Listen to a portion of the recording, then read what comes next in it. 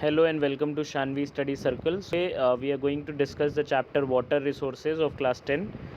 So let's start with the chapters. सबसे पहले हमारे पास UN वर्ल्ड वाटर डेवलपमेंट की रिपोर्ट है. इसके कुछ इंपॉर्टेंट पॉइंट्स हैं, वाटर का डिस्ट्रीब्यूशन इसमें बताया गया है, तो इसको समझ लेते हैं.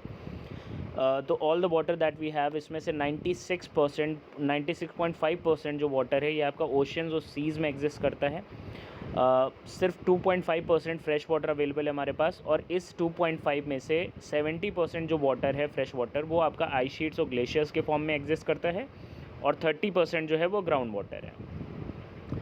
अगर हम बात करें ग्लोबल प्रेसिपिटेशन की, मतलब टोटल जो बारिश होती है उसके टर्म्स में बात करें तो 4% आउट ऑफ ग्लोबल जो पूरे विश्व में जो बारिश होती है उसका 4% इंडिया रिसीव करता है.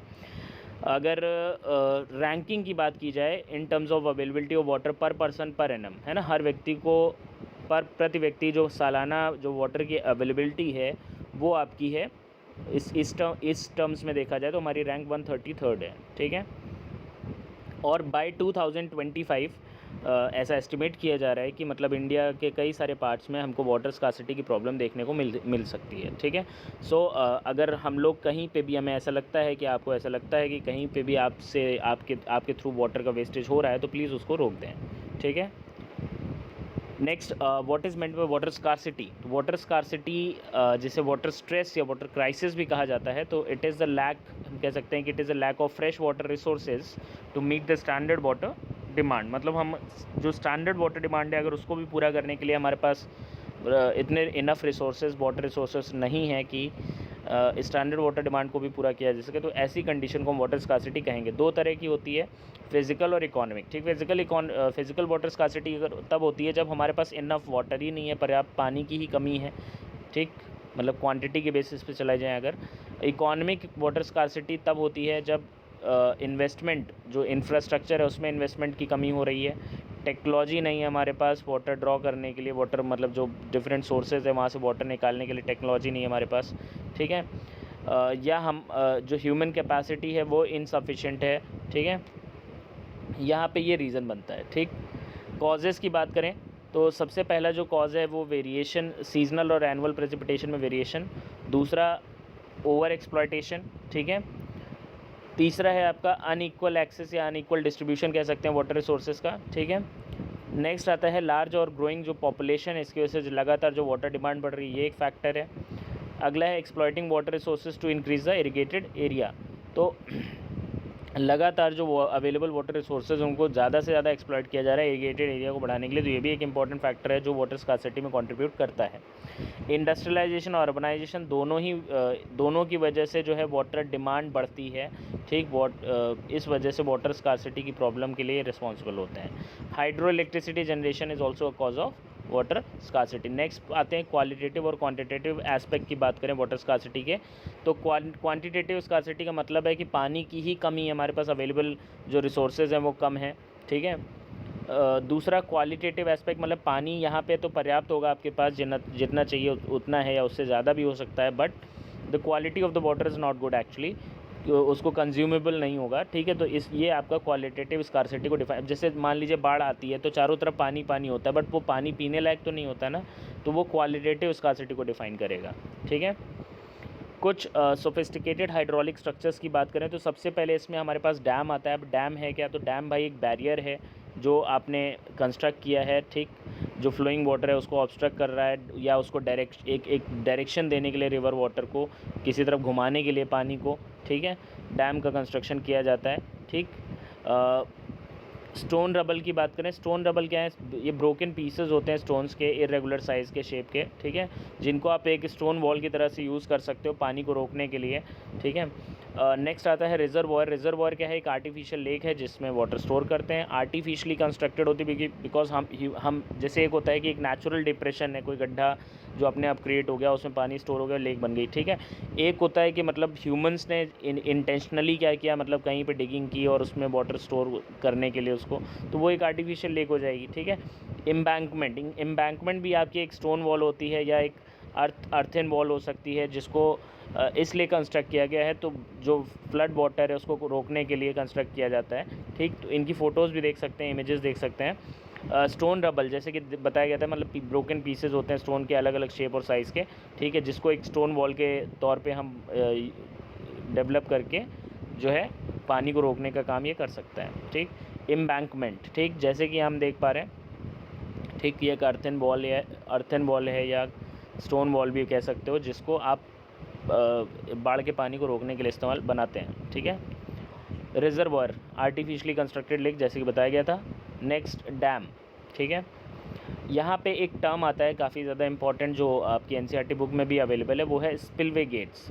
स्पिलवे गेट्स या इन्हें वियर ओवर भी कहा जाता है। तो ये जो, जैसे कि हम यहाँ पे देख पा रहे हैं ना कि ये जो गेट्स लगे हुए हैं जिनसे पानी के फ़्लो को रेगुलेट किया जाता है कि कितना पानी छोड़ा जाए डैम से, ठीक है, एक कंट्रोल्ड वे में पानी को निकलने के लिए इस जो रेगुलेशन होता है वाटर का, ठीक है, कंट्रोलिंग होती है, वो इन स्पिलवे गेट्स के थ्रू होती है, ठीक है। फिर आते हैं डैम्स को मल्टीपर्पज़ प्रोजेक्ट क्यों कहा जाता है। तो भाई डैम्स कई पर्पज़ सर्व करते हैं, इस वजह से इनको मल्टीपर्पज़ प्रोजेक्ट कहते हैं। अब पहला तो ये वाटर स्टोर करते हैं, कलेक्ट करते हैं। दूसरा इरिगेशन के लिए वाटर सप्लाई करना। तीसरा हाइड्रो इलेक्ट्रिसिटी जनरेशन हो गया। चौथा आपका इंडस्ट्रियल डोमेस्टिक पर्पज़ के लिए वाटर सप्लाई करना। पाँचवा हो गया फ्लड कंट्रोलिंग रिक्रिएशन। छठा हो गया इनलैंड नेविगेशन और फिश ब्रीडिंग। तो इतने सारे पर्पज़ ये सर्व कर रहे हैं, that's why they are called multipurpose project. Next आते हैं क्लासिफिकेशन ऑफ डैम पे। तो इसमें सबसे पहले हमारे पास आता है स्ट्रक्चर के बेसिस पे, उसमें सबसे पहले हमारे पास टिम्बर डैम। टिम्बर डैम जो होता है ये टेम्परेरी पर्पज़ के लिए बनाया जाता है, मतलब मान लें आगे कहीं पे रिवर जो है एक परमानेंट डैम कंस्ट्रक्ट हो रहा है, तो उसका जब तक कंस्ट्रक्शन पूरा ना हो जाए तब तक के लिए वाटर को डाइवर्ट करने के लिए हमने एक टेम्परेरी डैम कंस्ट्रक्ट कर लिया जिसमें हमने लॉग्स ऑफ वुड का यूज़ किया, ठीक है। इसको हम टिम्बर डैम कहते हैं। ये आपका 9 मीटर की हाइट तक सूटेबल माना जाता है। मेसनरी डैम की अगर हम बात करें तो मेसनरी डैम जो है ये आपका स्टोन मेसनरी या ब्रिक मेसनरी का यूज़ किया जाता है, इसको बनाने में सीमेंट मोर्टार का यूज़ किया जाता है, ठीक, जिसे हम पक्का डैम कहते हैं, ठीक। तो यहाँ पे हम देख सकते हैं टिम्बर डैम, जैसे कि देख रहे हैं यहाँ पे लॉग्स ऑफ वुड को आपस में बाइंड करके, ठीक है, इस तरह का एक टेम्परेरी डैम यहाँ पे बनाया गया है, ठीक है। फिर मेसनरी डैम जिसे हम पक्का डैम कहते हैं, तो बिल्कुल ऐसे आपको देखने को मिलेगा, ठीक है। अब आते हैं हाइट के बेसिस पे क्लासिफिकेशन की अगर बात की जाए तो मेजर डैम जिसकी हाइट 150 मीटर से ऊपर होती है, ठीक। लो डैम 30 मीटर से नीचे हाइट होगी। मीडियम साइज डैम 30 से 100 मीटर के बीच में हाइट होती है। हाई डैम 100 मीटर से ऊपर की हाइट होगी, ठीक है। अब आते हैं टेम्पल्स ऑफ मॉडर्न इंडिया। तो जवाहरलाल नेहरू जी ने जो है डैम्स को टेम्पल्स ऑफ मॉडर्न इंडिया कहा है। क्यों कहा है, इसका रीज़न क्या है, ये इंपॉर्टेंट है। रीज़न इन्होंने ये बताया कि भैया इनके हिसाब से जो डैम्स हैं, ठीक, वो एग्रीकल्चर को जो है इंडस्ट्रियलाइजेशन से इंटीग्रेट करेंगे, ठीक, विलेज इकॉनमी और अर्बन इकॉनमी को आपस में इंटीग्रेट करने का काम करेंगे, ठीक, जिससे एक रैपिड ग्रोथ और डेवलपमेंट देखने को मिलेगा, ठीक है। डीमेरिट्स की बात कर लें, ठीक, मल्टीपर्पज़ जो प्रोजेक्ट्स हैं इनकी खराबियाँ क्या हैं, डीमेरिट्स क्या हैं। सबसे पहला दैट देर जब हम डैमिंग करते हैं, रेगुलेट करते हैं रिवर को, ठीक है, तो उससे उसका जो नेचुरल फ़्लो है वो ऑब्स्ट्रक्ट होता है, डिस्टर्ब होता है, ठीक, जिसकी वजह से जो सेडिमेंट फ़्लो है वो पुअर हो जाता है या कहीं कहीं ज़्यादा सेडिमेंटेशन हो जाता है, ठीक, जिसकी वजह से जो स्ट्रीम बेड है वो रॉकियर हो जाता है और वो फाइनली जो एक्वेटिक लाइफ है उसके लिए भी उसको भी अफेक्ट करता है अल्टीमेटली, ठीक है। नेक्स्ट पॉइंट की अगर बात करें तो डैम्स जो है रिवर्स को फ्रैगमेंट करते हैं, मतलब बांटने का काम करते हैं, जिसकी वजह से जो एक्वेटिक फौना है उसकी माइग्रेशन में प्रॉब्लम आती है, मतलब स्पेशली स्पॉनिंग में यहाँ पे प्रॉब्लम देखने को मिलती है। अभी स्पॉनिंग क्या है, स्पॉनिंग क्या मतलब है भैया, the process to lay eggs, है ना, जो जैसे जो एक्वेटिक जो एनिमल्स हैं वो माइग्रेट करते हैं एग्स लेइंग के लिए, to lay eggs to give birth to babies, ठीक है, दैट्स कॉल्ड स्पॉनिंग। नेक्स्ट आते हैं रिजर्वॉयर्स। कई रिजर्वॉयर्स जो that are created on the flood plains, है ना, दे ऑल्सो जो एग्जिस्टिंग जो सराउंडिंग वेजिटेशन होती है, एग्जिस्टिंग वेजिटेशन होती है, सॉइल होता है, उसको सबमर्ज कर देता है जो डैम वाटर होता है, ठीक है, इसकी वजह से भी प्रॉब्लम आती है। नेक्स्ट बात करें तो जो मल्टीपर्पज़ कई सारे जो डैम्स हैं, मल्टीपर्पज़ प्रोजेक्ट्स हैं, ठीक, इनकी वजह से कई एनवायरमेंटल प्रॉब्लम्स क्रिएट हुई और इनकी वजह से कई आंदोलन देखने को भी मिले हमें, जैसे नर्मदा बचाओ आंदोलन, टिहरी डैम आंदोलन, ठीक। इसके अलावा इन प्रोजेक्ट्स को इसलिए भी रेजिस्ट किया जाता है क्योंकि इनकी वजह से जो जहाँ जिस भी एरिया में जहाँ पे भी डैम का कंस्ट्रक्शन होना है वहाँ से जो लोकल पीपल है उनको हटना पड़ता है, उनको अपनी ज़मीनें देनी पड़ती हैं, सोर्स ऑफ लाइवलीहुड चला जाता है उनका, ठीक। इस वजह से भी एक ये अपोज़ का कारण बनते हैं, ठीक है। अब बात करेंगे नर्मदा बचाओ आंदोलन की। तो नर्मदा बचाओ आंदोलन या इसको सेव नर्मदा मूवमेंट भी कहा गया है। ये एक NGO है और इस मूवमेंट को सपोर्ट मिला है ट्राइबल्स का सपोर्ट मिला, फार्मर्स का मिला, एनवायरमेंटलिस्ट का मिला, ठीक है, और ह्यूमन राइट एक्टिविस्ट का सपोर्ट इससे मिलता है, ठीक। ये मूवमेंट किसके अगेंस्ट था? तो ये मूवमेंट आपका सरदार सरोवर डैम, एक डैम था जो कि नर्मदा रिवर के ऊपर गुजरात में बनाया जाना था, उसको अपोज किया जा रहा था इस मूवमेंट के थ्रू। ओरिजिनली मतलब अगर इनिशियली देखा जाए तो इसका फोकस जो था वो एनवायरमेंटल इश्यूज़ थे, मतलब जो वेजिटेशन वगैरह थी, ट्रीज़ वगैरह थे जो सबमर्ज हो रहे थे डैम वाटर के अंडर में, तो उसकी वजह से इसको अपोज़ किया जा रहा था। और बाद में इसका जो फोकस है वो शिफ्ट हो जाता है, जो ट्राइबल्स होते हैं, जो लोकल पीपल होते हैं, उनको जिनको डिस्प्लेस किया गया, हटाया गया वहाँ से, उस एरिया से, ठीक है, उनके लिए प्रॉपर रिहैबिलिटेशन की डिमांड यहाँ पे इस मूवमेंट के थ्रू रखी गई है, ठीक है।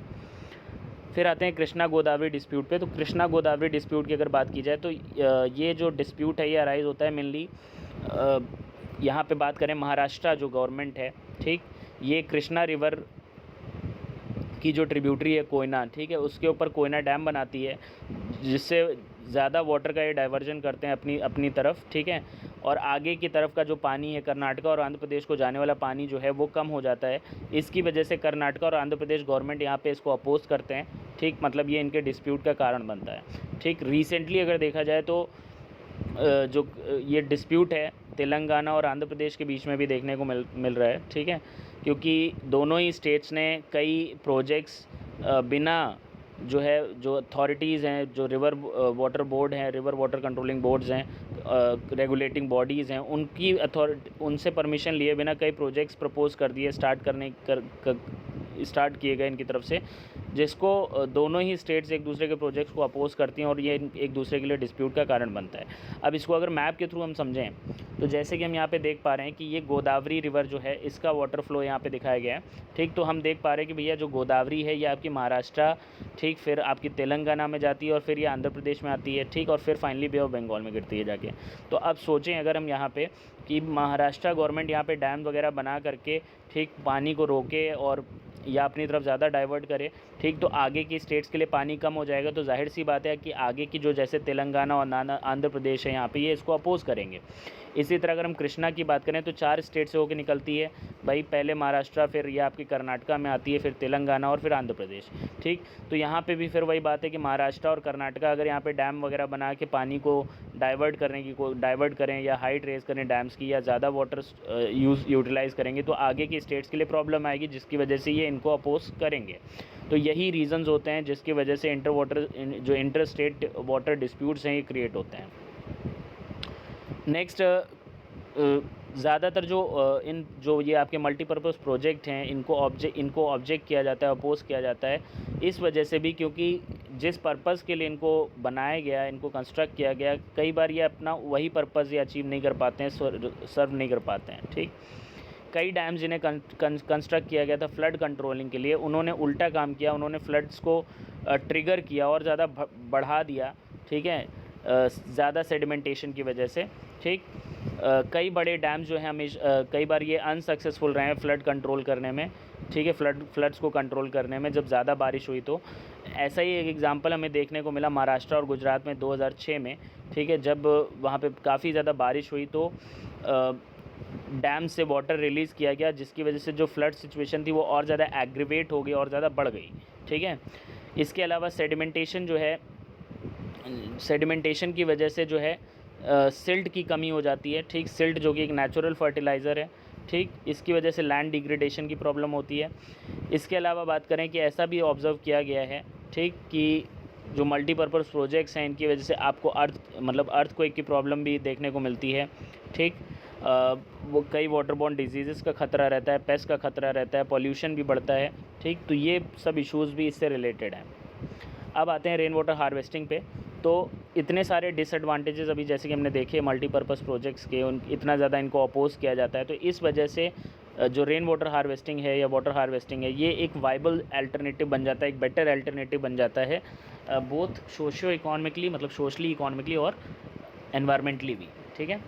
तो ये क्वेश्चन आपसे पूछा जाता है कि एक वाइबल अल्टरनेटिव क्या होगा, ठीक है, मल्टीपर्पज़ प्रोजेक्ट्स का, ठीक, यहाँ पे हम बता सकते हैं कि रेन वाटर हार्वेस्टिंग जो है ये एक वाइबल अल्टरनेटिव होगा। अब अगर डेफिनेशन की बात की जाए तो ये एक कॉमन प्रैक्टिस है जिसमें हम जो रेन वाटर है उसको रूफ टॉप्स पे कलेक्ट करके ग्राउंड वाटर को रिचार्ज करने के लिए या किसी और यूज़ के लिए स्टोर किया जाता है। ठीक है, तो यहाँ पे जैसे कि हम देख पा रहे हैं कि जो रेन वाटर है उसको रूफ टॉप पे कलेक्ट करके पाइप के थ्रू नीचे ग्राउंड वाटर को रिचार्ज करने के लिए यूज़ किया जा रहा है। ठीक, ऐसे ही यहाँ पे भी जो रेन वाटर है उसको रूफ टॉप पे कन्वर्ट करके इस वेल के थ्रू ग्राउंड वाटर को रिचार्ज करने का काम किया जा रहा है। फिर आते हैं एक जो आपके हिली और माउंटेनियस रीजन से यहाँ पे जो वाटर हार्वेस्टिंग देखने को मिलती है वो गुल्स और कुल्स के फॉर्म में देखने को मिलती है। तो गुल्स और कुल्स हैं क्या, ये डाइवर्जन चैनल्स हैं। ठीक, जो कि पानी इनके थ्रू पानी को स्टोर करके चैनलाइज़ किया जाता है। ठीक है, जो फील्ड्स हैं, है ना, एग्रीकल्चरल फील्ड्स हैं, उनको इरिगेट करने के लिए पानी को चैनलाइज़ किया जाता है। और ज़्यादातर ये आपको देखने को मिलेंगे वेस्टर्न हिमालयाज़ में, और ये एक ट्रेडिशनल मेथड है रेन वाटर हार्वेस्टिंग का। इसी तरह से जोहाज़ और खादिन्स देखने को मिलते हैं। जोहाज़ और खादिन्स जो एरिड और सेमी एरिड रीजन्स हैं, राजस्थान वगैरह की बात करें अगर हम, ठीक, तो एरिड और सेमी एरिड रीजन्स हैं, यहाँ पे जो एग्रीकल्चरल फील्ड्स हैं इन्हीं को इस तरह से कन्वर्ट कर दिया जाता है कि बारिश का पानी वो स्टोर करें। ठीक, और वो पानी वहीं पे रुका रहता है और सॉइल को मॉइस्चन करता है। ठीक, इसी को खादिन्स कहा जाता है जैसलमेर में, और जोहात कहा जाता है राजस्थान के अलग दूसरे हिस्सों में। अंडरग्राउंड टैंक्स, ठीक, एरिड और सेमी एरिड रीजन्स में, जो राजस्थान के जो एरिड और सेमी एरिड रीजन्स हैं, स्पेशली अगर हम कुछ डिस्ट्रिक्ट्स की बात करें, बीकानेर, फालोड़ी, बाड़मेर है। ठीक है, तो यहाँ पे जो हाउसेज़ हैं वो इस तरह से कंस्ट्रक्ट किए गए हैं कि उनमें एक अंडरग्राउंड टैंक भी नीचे पहले से बना लिया जाता है। ठीक, जिसको यूज़ किया जाता है ड्रिंकिंग वाटर स्टोर करने के लिए। ठीक है, चूँकि जो रेन वाटर है, जिससे पलार पानी भी कहा जाता है यहाँ पे, इसको काफ़ी प्योर माना जाता है। ठीक, और इवन कई घरों में तो ऐसा भी देखने को मिलता है आपको कि जो अंडरग्राउंड टैंक है उसके एडजेसेंट उससे लगा हुआ एक कमरा वो लोग बना लेते हैं। ठीक, ताकि जब गर्मियाँ आएँ तो गर्मियों में अपने आप को, मतलब गर्मी से बचाने के लिए समर में, ठीक है, उस रूम में वो को यूटिलाइज़ करते हैं। ठीक है, नेक्स्ट आते हैं कुछ इंपॉर्टेंट पॉइंट जो इस चैप्टर में हमको याद रखने वाली बातें हैं। सबसे पहले वेस्टर्न राजस्थान में जो प्रैक्टिस है roof top rain water harvesting की डिक्लाइन हो रही, कम होती जा रही है। इसका रीज़न है वहाँ पे जो इंदिरा गांधी कनाल है, जो कि एक पेरिनियल कनाल है। ठीक है, इसकी वजह से पानी की सप्लाई होने लगी है अच्छी। ठीक, तो ये एक रीज़न है इसके पीछे, इस प्रैक्टिस के डिक्लाइन होने के पीछे। स्टिल अभी भी कई घरों में आपको जो है जो अंडरग्राउंड टैंक्स है उसको वो मेंटेन कर रहे हैं, क्योंकि शायद मतलब कुछ लोगों को वहाँ के पानी का जो टैप वाटर का टेस्ट है वो अच्छा नहीं लगता है, इस वजह से वो अंडरग्राउंड टैंक्स को मेंटेन करते हैं। इसके अलावा अगर दूसरा जो इम्पोर्टेंट क्वेश्चन यहाँ से बनता है वो है कि जो शिलोंग है कैपिटल मेघालय की, चेरापूंजी मौसिनराम से 55 किलोमीटर जस्ट दूर होने के बावजूद भी यहाँ पे आपको एक एक्यूट शॉर्टेज देखने को मिलती है, जबकि हम जानते हैं कि मौसिनराम सबसे ज़्यादा प्रेसिपिटेशन रिसीव करने वाला प्लेस है। ठीक है, तो ऐसा क्यों, इसके दो रीज़न्स यहाँ पे बताए गए। सबसे पहले शिलोंग का जो एलिवेशन है, मतलब जो स्लोप है वो राइट की तरफ है, इसकी वजह से ज़्यादातर जो बारिश का पानी होता है वो स्लाइड कर जाता है, और बाकी का जो पानी है वो आपकी जो वेजिटेशन है वो सक कर लेती है, मतलब अब्जॉर्ब कर लेती है। ठीक, और बहुत ही कम पानी जो है अंडरग्राउंड जा पाता है। दूसरा जो रीज़न बताया जाता है यहाँ पे कि भाई lack of sufficient storage capacity, और दूसरा पुअर जो वाटर मैनेजमेंट प्रैक्टिसेस हैं, ये भी इसके लिए रिस्पॉन्सिबल हैं। ठीक है, नेक्स्ट बात करते हैं बैम्बू ड्रिप इरिगेशन की। बैम्बू ड्रिप इरिगेशन की अगर बात की जाए, ये आपका एक काफ़ी पुराना तरीका है। ठीक है, जो स्ट्रीम वाटर है और जो स्प्रिंग वाटर है उसको टैप करने का लगभग 200 साल पुराना टेक्निक है ये। ठीक है, और ये जो इरिगेशन सिस्टम है, मेथड है, ये आपका मेघालय में काफ़ी पॉपुलर है, कॉमन है वहाँ पे। इस प्रोसेस के थ्रू 20 से 80 जो ड्रॉप्स हैं पर मिनट वो प्लांट की साइड पे पहुँचती हैं। ठीक, टोटल जो क्वांटिटी है वाटर की वो जो इस बैम्बू पाइप सिस्टम में एंटर करती है वो 18 से 20 लीटर्स होती है, और पाइप के थ्रू जो वाटर है वो ईजिली ट्रांसपोर्ट होता है, हंड्रेड्स ऑफ मीटर्स का डिस्टेंस कवर किया जा सकता है। ठीक है, फाइनली ये टारगेट प्लांट तक ड्रॉपलेट्स के फॉर्म में पहुंचता है, और इसके कई फ़ायदे भी हैं, जैसे इसमें पानी का लीकेज नहीं होता है। ठीक, दूसरा पानी मतलब एक वाटर कंजर्विंग एक इरिगेशन मेथड है ये। ठीक है, और लास्ट अगर हम बात करें तो यहाँ पे हम नेचुरल और इनएक्सपेंसिव मटेरियल का इस्तेमाल कर रहे हैं, बैम्बू जो पाइप्स हैं उनका इस्तेमाल कर रहे हैं। ठीक है, तो जैसे कि हम यहाँ देख पा रहे हैं कि कई सारे बैम्बू पाइप्स को आपस में कनेक्ट करके जो है काफ़ी दूर तक यहाँ पे हम पानी पहुँचा सकते हैं। ठीक है, अब यहाँ पे अगर हम इस इमेज के थ्रू इसको समझने की कोशिश करें तो सबसे पहले हम जैसे देखें कि पानी मान लीजिए इस वाले बैम्बू पाइप में आपके आया, ठीक, और यहाँ से यहाँ पे एक छोटी बैम्बू पाइप हमने यूज़ की है जिसके थ्रू हम वाटर को डाइवर्ट करने का काम कर रहे हैं, ठीक, ताकि इस बैम्बू पाइप से वाटर जो है इस बैम्बू पाइप पे आ जाए।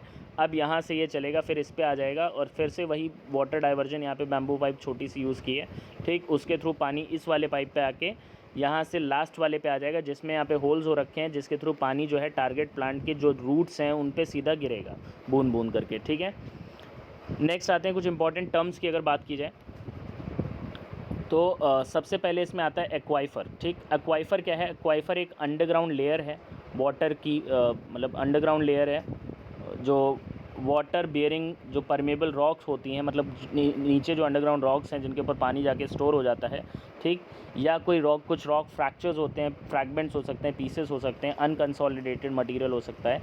ठीक, जो ग्राउंड वाटर है इन्हीं एक्वाइफर से ऊपर लाया जाता है हैंड पंप वगैरह लगा करके या इंस्टॉल करके या फिर वेल्स के थ्रू, वेल्स डिग करके इस पानी को निकाला जा सकता है।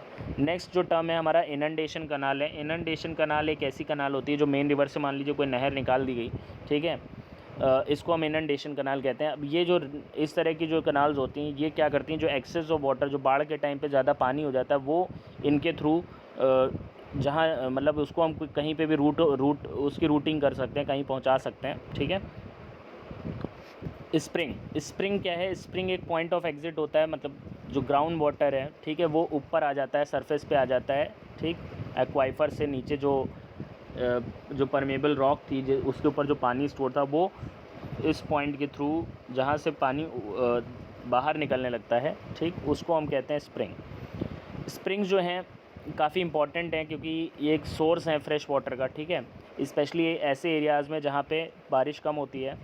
इसके अलावा स्प्रिंग्स जो है फॉर्म कैसे होती हैं? जब ग्राउंड वाटर जो है सरफेस पे आ जाता है, ठीक, और ये तब होता है जब ग्राउंड वाटर जो टेबल है, ग्राउंड वाटर जो लेवल है वो सरफेस लेवल के बराबर आ जाता है या उससे ऊपर चला जाता है।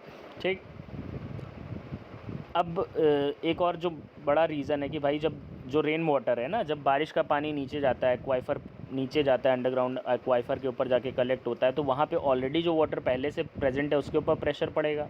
ठीक है, प्रेशर पड़ेगा तो नीचे का पानी क्या होगा, जो कोई अगर जहाँ से भी उसको रास्ता मिलेगा, कोई क्रैक या कोई टनल, उसके थ्रू वो पानी सरफेस पे आ जाएगा और यही स्प्रिंग होता है। ठीक है, जैसे कि हम यहाँ पे देख भी सकते हैं कि भाई पानी हमको यहाँ से जो है बाहर निकलता हुआ दिखाई दे रहा है, जैसे कि यहाँ पे भी हम देख सकते हैं। तो ये आपका एग्जांपल हो गया किसका? स्प्रिंग का।